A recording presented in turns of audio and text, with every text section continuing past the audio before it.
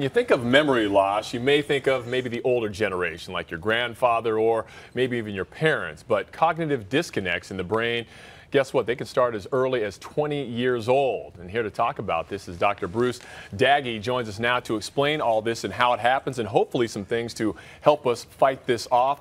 Doctor, I think people are probably surprised. Thank you for joining us to begin with. Nice to be here. Surprised that people as early as 20 years old can start having problems with memory. Talk about how this works in people's brains, and it's not necessarily the loss of brain cells. What really does it have to do with? That's right. At age 20, here's a model of a human brain. At age 20, your brain is at its largest size.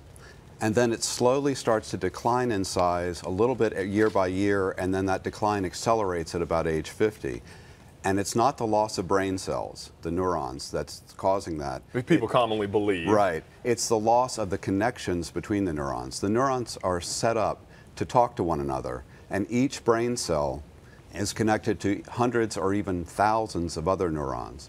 And that's what you're losing. You're losing the connection between the cells, and therefore the brain is getting smaller, and you're losing some of that cognitive ability. And so that's just a natural thing that takes place in the brain. It's a natural part of aging, but that doesn't mean we have to like it, and it doesn't mean we can't fight it. Yeah, the good news is we can fight it, and you're here to kind of give us some ideas of what types of things. You know, I'm getting a little bit older myself, so I'm listening closely and taking notes here. What can we do to help keep our brain strong, almost like a muscle in any part of our body? Great analogy. You know, just like the muscles in our body need good nutrition and need workouts in order to function at their best, it's the same is true for your brain.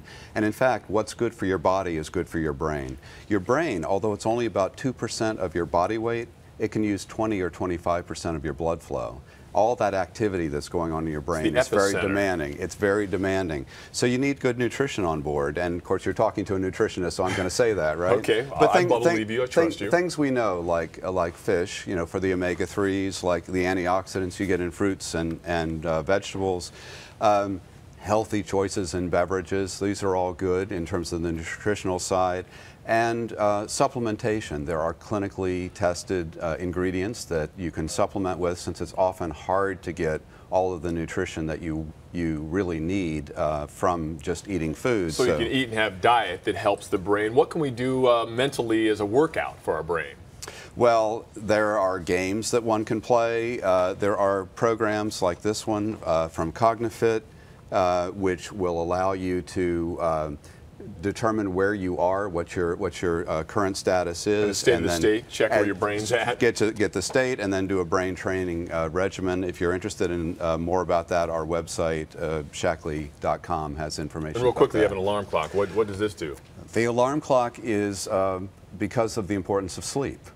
Your brain needs to recover overnight, and sleep is a very good way to do that. And one thing that we suggest is actually using the alarm clock in the evening. Set it for about an hour before you want to go to sleep to remind you that you need to get into that slow down stage so that you can get a good night's sleep. Dr. Daggy, great information. Really appreciate that.